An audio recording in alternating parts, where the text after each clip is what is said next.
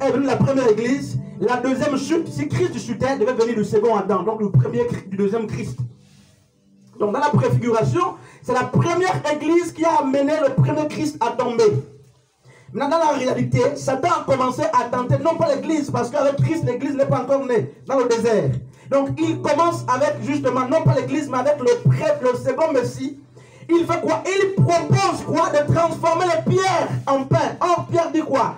Nous sommes les pierres vivantes. Vous voyez? Donc, Satan est en train de dire, si tu es pasteur, si tu es prophète, si tu es Messie, transforme les chrétiens en pain. Parce que nous sommes les pierres. Et Christ nous utilise pour bâtir l'édifice. Et Christ a refusé de transformer, mes amis, ce jour-là, les pierres vivantes en pain. Voyez, frère? Or, beaucoup l'ont fait dans Philippiens 3, partir du verset 17 jusqu'à 19, dans Romains 14, 17. La Bible dit que Dieu est une divinité. Le ventre, plutôt, est une divinité. Ils ont pour Dieu leur ventre. Et ça veut dire que la chute, la première église ici, mes amis, mais c'est quoi? Ève était en train d'adorer une divinité aussi qu'on appelle le ventre. Le ventre est un Dieu. N'est-ce pas? Monsieur Gaëla, une question là. Oui. Ma'an? Monsieur Gaëla. Donc il dit quoi? Si notre évangile est encore voilé, il est voilé pour ceux qui périssent. Pour ceux qui périssent. Donc on comprend quoi, mes amis? On comprend que ceux qui doivent périr, ceux qui sont nés, parce que Paul l'a dit, Paul l'a dit, et même Pierre l'a dit, il y a des vases qui sont créés pour être détruits. Il y a des personnes qui sont sur la terre qui ne vont jamais hériter le royaume des cieux. N'est-ce pas? Il dit, si notre évangile est encore voilé, c'est-à-dire que si notre évangile est encore un mystère, mais il est pour ceux qui périssent. Pour les incrédules dont le Dieu de ce siècle a aveuglé l'intelligence. Donc frères et sœurs, à un moment donné, il ne faut pas qu'on s'interroge sur le fait que beaucoup autour de nous ne comprennent pas l'évangile, ne comprennent pas la parole.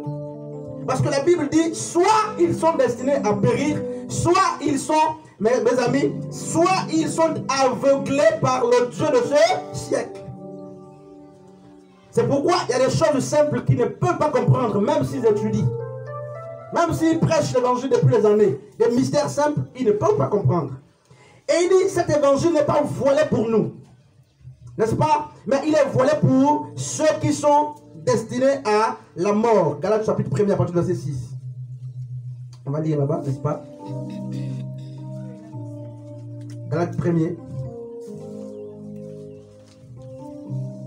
Était en train de se tourner, n'est-ce pas, vers un autre évangile. Les personnes qui étaient déjà affermies, qui avaient écouté le vrai message, étaient en train, n'est-ce pas, d'être séduits par les faux docteurs, les faux pasteurs qui enseignent, n'est-ce pas, les doctrines des démons. Donc, ce peuple qui avait connu l'évangile s'est détourné petit à petit. Et Paul dit, non pas qu'il y ait un autre évangile. Ça veut dire quoi? Donc, en fait, d'une manière absolue, il n'y a pas deux évangiles qui sauvent. Le second évangile, en fait, c'est quoi? C'est la falsification du premier évangile. Il n'y a pas deux évangiles. Satan ne propose pas un autre évangile. Satan falsifie l'évangile de Dieu. C'est comme les pasteurs vous mangent l'avant dans les églises. Ils n'inventent pas la Bible, ils prennent la même Bible de forme, justement, à leur guise. Donc il n'y a pas, il dit non pas qu'il y ait un autre évangile, mais il y a des gens qui vous troublent et qui veulent renverser l'évangile de Christ. N'est-ce pas? L'évangile de Christ en question là, c'est quoi l'évangile? N'est-ce pas? Sur Josh. L'évangile de Christ là, c'est quoi? Parce que si même vous connaissez l'histoire du Tanakh, de la Genèse jusqu'à, n'est-ce pas, Malachie, c'est pas ça l'évangile. Même si vous avez les diplômes, ça dépend. Même si vous connaissez, mes amis, tous les prophètes, c'est pas ça l'évangile. On a besoin, mes amis, plus que besoin de l'évangile qui sauve. Mais c'est quoi l'évangile? Parce qu'il y a trop de distractions dans les églises là. On vient parler sur le parler en langue, c'est pas l'évangile. La dîme, c'est pas l'évangile. L'offrande, c'est pas l'évangile de Christ. Mes amis, la démonologie, cette étude-là, cette science qui étudie les démons, mes amis, la christologie, hein, toutes ces doctrines, ce ne sont pas l'évangile. C'est un type de connaissance que vous pouvez avoir, mais la connaissance qui sauve, on l'a dit, c'est la connaissance révélée. C'est la connaissance révélée, donc qui nous amène à découvrir l'identité de Christ. Il dit quoi? Il dit non pas qu'il y a notre évangile, mais il y a des gens qui vous troublent et qui, n'est-ce pas, veulent renverser l'évangile de Christ. On va lire notre texte, Romains chapitre 1er. N'est-ce pas? À partir du verset 1. Romains 1, à partir du verset 1. Vous voyez? Dans Galates 1er, à partir du verset 6, il dit quoi? Paul parle de l'évangile et il dit le propriétaire de l'évangile c'est Christ. C'est ce que Paul a dit. Maintenant remarquez le même Paul dans Romains chapitre 1er, à partir du verset 1. Il dit Paul, serviteur de Christ, appelé à être apôtre, mis à part pour annoncer l'évangile de Dieu. Et Macanel, tu vois la différence? Tu vois quand même?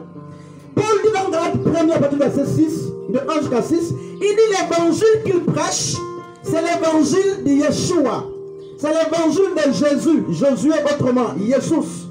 Mais dans Romains, il dit l'évangile qu'il prêche, c'est l'évangile de Dieu. Donc, mes amis, Jésus est Dieu. Si Jésus n'est pas Dieu, c'est pour la prêcher des évangiles. Donc, si Jésus n'est pas Dieu, il y a l'évangile de Jésus à côté, il y a l'évangile de Dieu à côté. L'heure est grave, je vous dis, hein, frère. C'est grave. Allons-y par exemple au verset 16. Je remets le chapitre 1er, le même chapitre. Il dit car je n'ai point autre de l'évangile. C'est une puissance de Dieu pour le salut de quiconque croit. Donc mes amis, le premier rôle de l'évangile c'est quoi?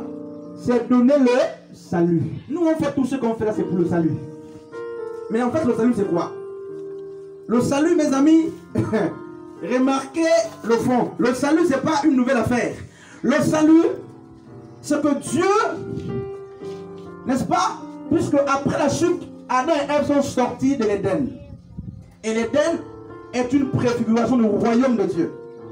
Et puisque, regardez comment ça se passe. L'homme pêche, Dieu les sort après les avoir justifiés. Parce qu'il a mis le vêtement, n'est-ce pas? Le vêtement de l'agneau qui préfigurait Christ. Parce que Jean 1er à partir du verset 29, Jean dit que Jésus est l'agneau de Dieu, n'est-ce pas? Et pour couvrir la honte d'Adam ici, pas la nullité d'abord, parce que là c'est naturel. Pour couvrir la nullité d'Adam après le péché, Dieu a pris l'agneau.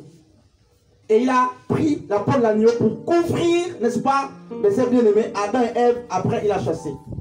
Mais remarquez que malgré cela, Dieu a quand même chassé Adam et Ève. Et qu'est-ce qui se passe? Quand le second Adam vient, Christ vient, avec son évangile, on a dit l'objectif c'est d'avoir le salut. Donc la base de l'évangile c'est le salut. Mais le salut c'est quoi? C'est en fait ramener l'homme dans le jardin. Vous voyez? Il consiste à restaurer la condition de l'homme, à ramener l'homme dans la position où il était autrefois avant la chute. Tu as une question là? Maintenant, remarquez un fait, mes amis, le Seigneur, dans 1 Corinthiens chapitre 15. On nous dit quoi?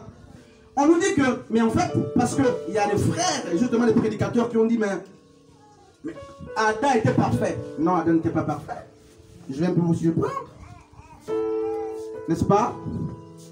Adam était faillible.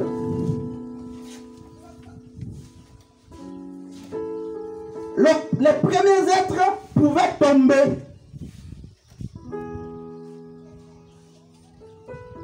Mais bien sûr, si je me trompe, vous me ramenez. Comment Satan a-t-il pu, n'est-ce pas, séduire un homme infaillible? Adam était donc faillible. Pourquoi? Parce que jusqu'ici, mes amis, ce n'était que la loi de la création. La loi de la création, mes amis, n'est pas plus puissante que la loi de la résurrection. C'est pourquoi la Bible dans 1 Corinthiens chapitre 15 que nous allons ressusciter avec des corps infaillibles, incorruptibles. Ça veut dire que nous allons être dans la condition meilleure que Adam.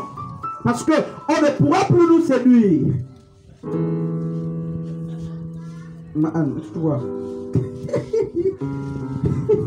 Nous aurons des corps glorieux. Notre corps sera plus qu'Adam. Parce que nous allons combattre avec Yeshua, n'est-ce pas, lors de la guerre de l'Armageddon. Et aucun chrétien ne va faillir. On ne peut pas séduire un chrétien qui a été, n'est-ce pas, mais justement qui a bénéficié d'un nouveau corps. C'est impossible. On ne peut pas. Et on dit que la base, c'est quoi, mes amis? La base, c'est que l'homme soit restauré dans sa position initiale. Qu'il revienne, n'est-ce pas, dans le jardin qui est justement la préfiguration de quoi? Du royaume de Dieu. Et on va lire avec ce gars-là, 1 Corinthiens 15, à partir du verset 1er. Paul dit quoi? Je vous rappelle, frères, l'évangile que je vous ai annoncé. C'est quel évangile? C'est juste qu'elle n'a pas répondu. Quel est l'évangile que Paul avait déjà annoncé? Il s'est rendu justement compte que le peuple était sorti de cet évangile-là pour s'accrocher aux doctrines des démons, aux fausses doctrines, aux doctrines des hommes. N'est-ce pas? Par exemple, une doctrine des hommes, hein, je vais prendre un exemple très simple. On ne monte pas sur les extraits. Voilà. C'est réservé pour les pasteurs. Voici une doctrine des hommes, par exemple. Une doctrine des hommes qui dit que les chrétiens doivent venir à l'église toujours, par exemple, en cravate. C'est la doctrine des hommes. La doctrine des hommes, n'est-ce pas une doctrine qui dit, par exemple, pour être baptisé, il faut faire les cours des baptêmes. Une doctrine des hommes. Voilà. Les doctrines des hommes. Dimanche, n'est-ce pas? Dimanche n'est pas le jour du Seigneur, et vous le savez très bien. C'est une doctrine des hommes. Combien de chrétiens venaient pour le jour du dimanche? C'est une doctrine des hommes. Donc, Paul dit quoi dans Galates? Paul dans Romains 8. Il dit hier, Paul était zélé pour la loi, les lois ou les traditions de ses pères. C'est la doctrine des hommes. Il y a trop de doctrines des hommes dans les églises. La doctrine des hommes, par exemple, on commence par la louange, on finit par la prière. C'est une doctrine des hommes. Voilà. La doctrine des hommes, c'est qu'on a 1 heure pour commencer et on a déjà calculé 30 minutes là. C'est les hommes qui imposent de ces choses-là. Trop de doctrines des hommes. N'est-ce pas? Les doctrines des hommes, mes amis, ce que quelqu'un m'a appelé hier, je vais raconter quand même ce témoignage au passage. Un frère que je ne connais même pas, il m'écrit sur Messenger, il a lu les publications, il me dit, frère Christ, oui bonjour, tout ça. Il m'a d'abord encouragé pour les messages, on ne se connaît pas, n'est-ce pas? Vous voyez comment l'évangile fait. Il dit, j'aime Dieu, n'est-ce pas? Il a deux enfants, une femme et la femme enceinte, ne sont pas mariés. Il dit, je lis ces messages-là que tu publies, mais j'aime Dieu, je sens que j'ai envie de servir Dieu. Je dis, mais fais-le, tu as envie de servir Dieu, fais-le. Maintenant, il dit, il y a quelque chose qui m'empêche. Je dis, comment? Je dis, rien ne peut t'empêcher de servir le Seigneur. Il dit, si, il y a quelque chose, mais au-dedans de moi, je sens l'envie de servir Dieu. Il lit ce texte, frère, c'est la puissance de l'évangile. Et il me dit, je dis, mais qu'est-ce qui t'empêche? Il dit, je suis en concubinage avec une femme avec qui j'ai 2 enfants, elle est enceinte. Et les pasteurs m'ont dit, je ne peux pas m'engager à servir Dieu dans cet état. Voyez comment comment nous, n'est-ce pas, nous tuons les brebis. Ah bon? Il dit oui. Il dit, je ne peux pas m'engager pleinement à servir Dieu alors que je suis avec une femme que je n'ai pas encore mariée, elle est enceinte de moi, on a 2 enfants. Alors, écoutez, ça c'est les doctrines des hommes, frère. Ça c'est les hommes de Dieu qui vous ont dit ça. Et je dis au frère, comment c'est pour... Il dit, non, je me suis renseigné, on me juge, on m'a dit, il faut que je prenne vite une décision, je dois vite marier la femme. Et frères et sœurs, la Bible dit que nous devons venir tel que Dieu nous trouve. Dieu vient trouver son frère avec cette femme non mariée, mais qu'il vienne comme ça. Oui, c'est comme ça que Dieu l'a trouvé. Matthieu 28. 11, 28 là-bas, je crois. 28, 11. Je sais dit quoi? Venez à moi, vous qui êtes chargés. N'est-ce pas? Donc vous êtes chargés, ça veut dire que vous avez un poids. C'est ce que la Bible dit. Jésus n'a pas dit venez à moi, vous qui êtes déchargés. C'est pas ça le message. C'est pas ça l'évangile de Christ, mes amis. L'évangile de Christ voudrait, mes amis, que chacun vienne dans sa condition. Tel que Dieu t'a trouvé, sans hypocrisie. Viens comme ça. Vous savez pourquoi beaucoup d'hypocrisie dans les églises? Parce que dans les églises, on a dit aux gens que pour venir, il faut déjà te sanctifier dehors. Et chacun a fait une petite sanctification charnelle. N'est-ce pas? Moi, c'est grave, je vous dis, c'est très grave. Pourquoi? Pour plaire à la cathédrale, pour plaire à la synagogue, pour être bien vu. Mes frères et sœurs, cette doctrine des hommes a fabriqué les incirconcis. Il est mieux que chacun vienne tel que Dieu l'a trouvé, dans sa condition-là. Donc, l'évangile de Dieu, c'est lequel? L'évangile de Christ repêche les hommes tels qu'ils sont d'abord. N'est-ce pas? Il dit, venez à moi, vous qui êtes. Donc, il y a la charge et la fatigue. Ça veut dire que depuis longtemps, tu as le poids. Tu marches avec ça, tu es fatigué. Maintenant, tu viens avec ça. N'est-ce pas? Tu viens avec, non pas pour que tu te l'appropries, mais pour que tu déposes au pied de Yeshua. Mais pour déposer, mes amis, Romains, Jean 8, 32 dit quoi? Vous connaîtrez la vérité. Et la vérité vous affranchira. Elle vous déchargera. Elle vous rendra libre. Si donc le Fils vous affranchit, vous êtes réellement libre. Mes amis, donc ça veut dire que celui qui est libre, qui prend la possibilité, la décision de laisser le péché, c'est quelqu'un qui a pris le soin, qui a été touché par la parole. C'est pas quelqu'un qu'on force. La parole a fait effet. N'est-ce pas? Mais bien sûr, pour que la parole fasse effet, mes amis, il y a la mort. Il y a tout, on a déjà vu cet enseignement-là. Il y a un temps pour ça. Et donc, nous devons accepter ces frères dans leurs conditions. Ils doivent venir tels que Dieu les a trouvés, avec leur poids. Et nous devons les supporter. Un frère m'a écrit ce matin, est-ce que je peux venir en ma bouche? Vous voyez? Vous voyez? Parce que vous, dans les églises, vous leur avez dit, les babouches, c'est pour la chair. Bien sûr. On a dit que les babouches, n'est-ce pas? C'est pour la chair. Tu ne peux pas, voilà la parure extérieure, toujours bien soignée. Mes amis, Dieu regarde d'abord le cœur. D'abord le cœur. D'abord le cœur. Mais nous là, on soigne trop la parure extérieure. Et le frère me dit, est-ce que je peux venir en babouche? Je dis, mais attends frère, soeur, frère. Moi je suis prêt pour te condamner. Tu es comme ça, c'est ce que tu fais. Et si c'est ça que tu as, que ce frère qui va te lapider te donne la chaussure. Qu'il te donne tout de suite 15 000, tu vas prendre une chaussure fermée. Sur place. Mais parce que vous n'êtes pas frère avec les chrétiens, tu lui donnes moi 10 000. Je prends une chaussure et puis tu vas voir cette chaussure-là. Vous voyez mes amis? Donc, l'évangile, frère, prend les gens dans leur position. L'évangile ne commence pas à t'enlever le poids quand tu le croises. Non. Dieu te prend dans ta condition. Regardez Pierre, Jean 11. J'ai parlé ça avec un frère.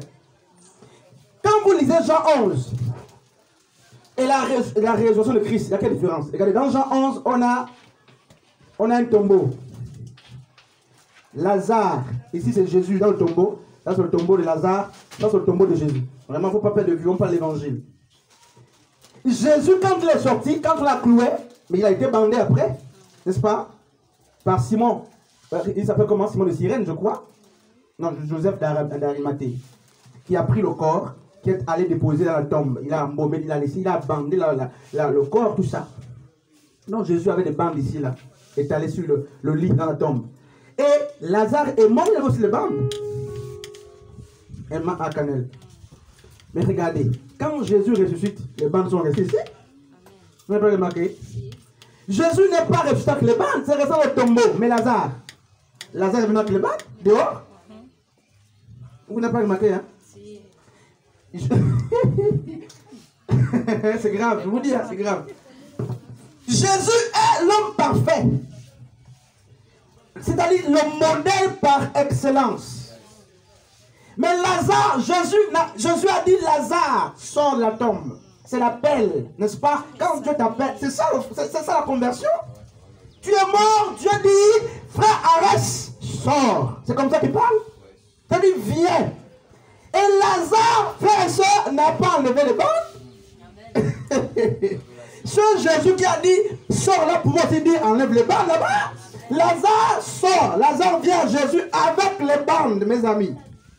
Comme pour dire que celui qui vient à Jésus doit encore franchir beaucoup d'étapes pour que les bandes quittent. Amen. Je vous dis?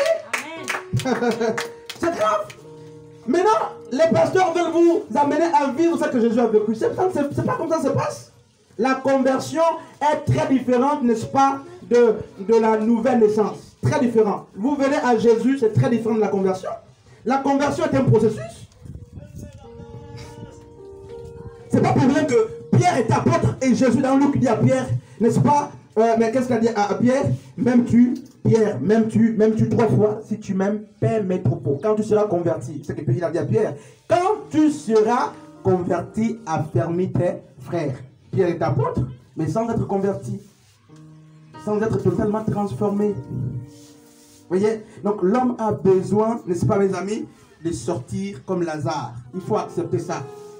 Il ne faut pas que le frère vienne et vous commencez à voir tout le mal. Laisse ça. Laisse les femmes, laisse les chapeaux, laisse les dreads, laisse les chaussures, laisse... Non! C'est pas comme ça que ça se passe, mes amis. Mais là, ce ne sont pas au fil des années. Mais là, c'est autre chose. Mais sinon, acceptons que Lazare est sorti avec les bandes. Et après, Jésus a dit, déliez-le. Mais il est déjà sorti de la tombe. Donc, il y a des chaînes qui ne tombent que dans le royaume. Il y a des chaînes qui ne tombent qu'une fois tu es dans la présence de Dieu. C'est comme ça que ça se passe. Donc, l'évangile de Christ, mes amis, mais prend tout le monde. Il concerne tout le monde. Il prend tout le monde, chacun dans, n'est-ce pas, sa condition. Et qu'est-ce que Paul dit? Il remarque justement que les Corinthiens s'étaient détournés.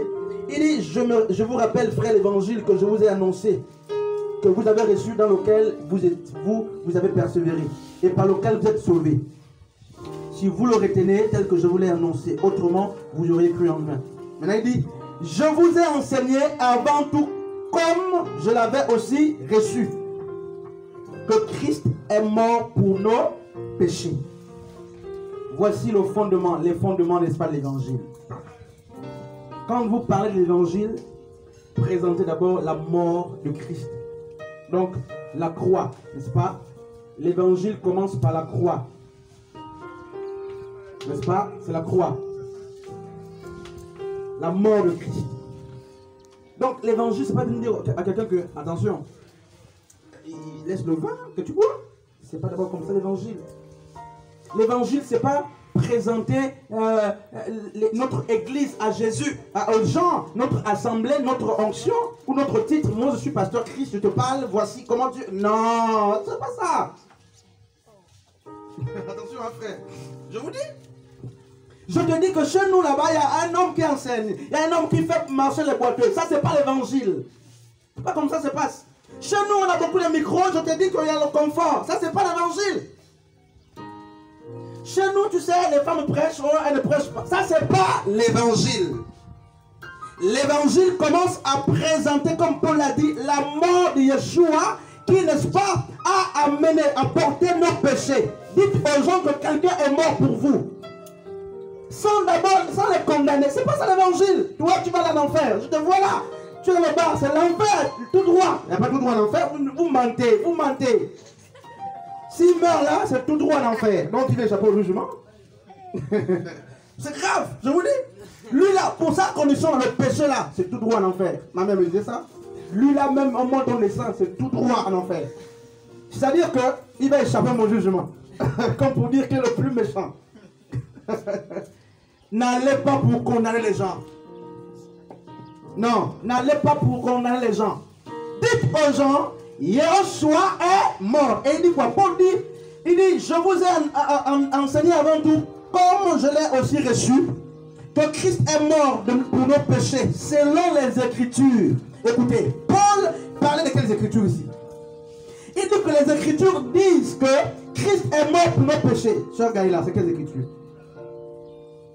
Puisque Paul, il n'y avait pas ça. Paul n'avait pas son propre livre sur ses yeux. C'est quelles Écritures? Il dit selon les Écritures.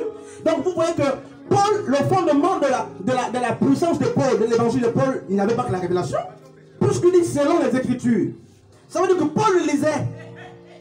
Mais il lisait quoi? C'est quelles Écritures, sur Gaïla? Puisque le testament de Christ, qu'on appelle couramment le Nouveau Testament, n'était pas. Il n'y avait pas. Maintenant, c'est comment il dit selon les Écritures?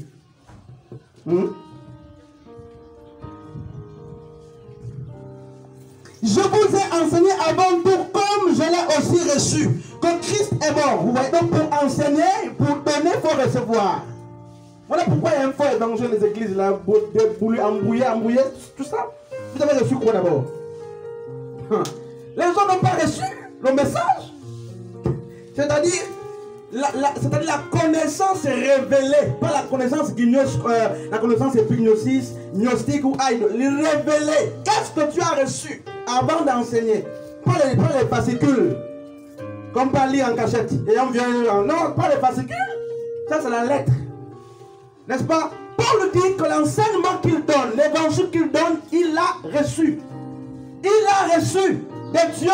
Il dit sans intermédiaire des hommes. Mais Paul le lisait. Donc l'illumination de Paul ne venait pas de Gamaliel. Parce que Gamaliel, dans Acte 26, a enseigné Paul.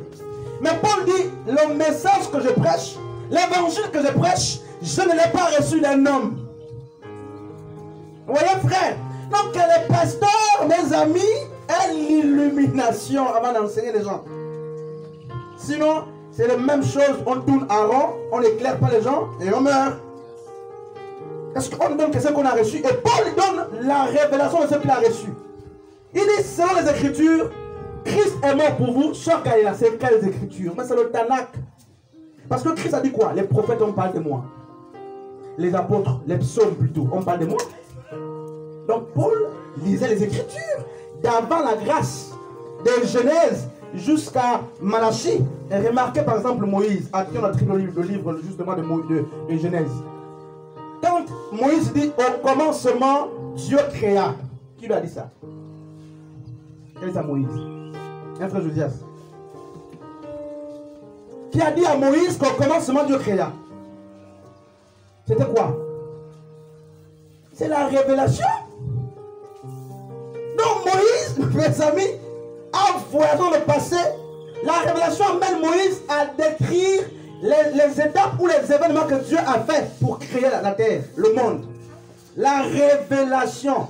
Révélation. C'est-à-dire Moïse n'est pas allé dans une école pour apprendre ces choses-là. Vous voyez? Et il a écrit ces choses. Donc Paul dit, il dit, ensuite dans verset 4, il dit qu'il a été enseveli. D'abord il parle de quoi? Christ est mort, donc la croix, frères et sœurs.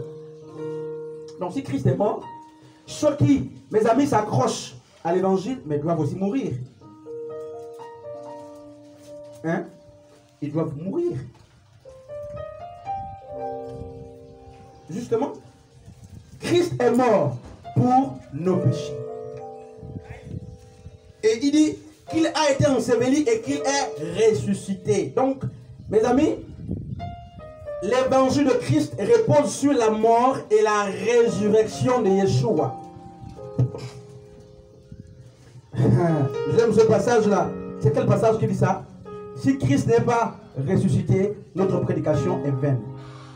C'est quel passage qui dit ça?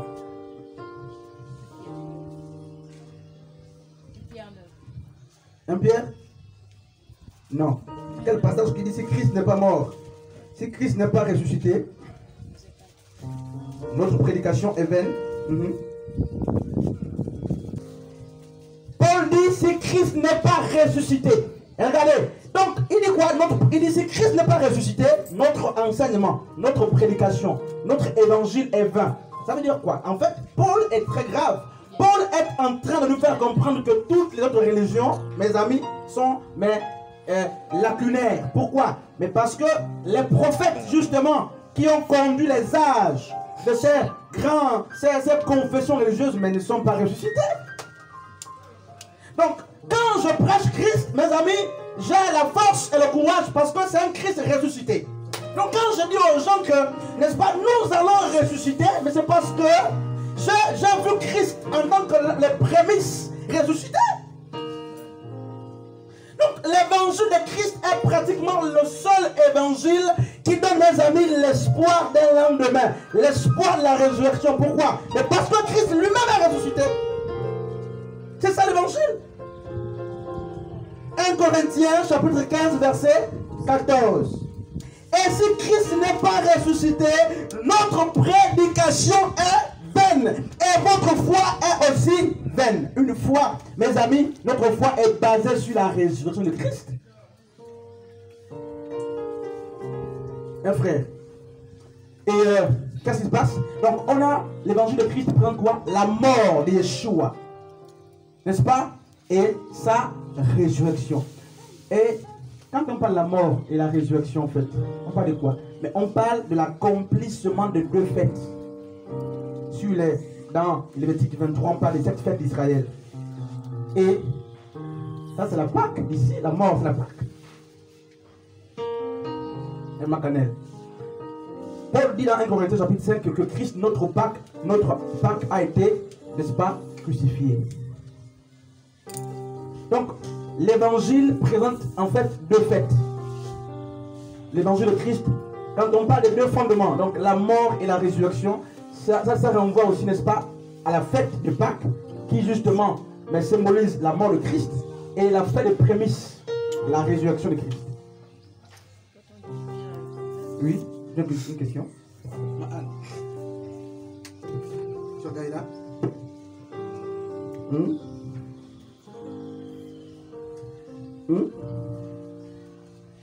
1 Pierre chapitre 1, à partir de verset 10.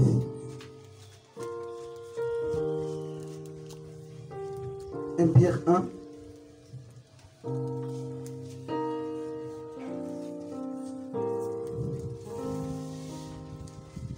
Verset 10e.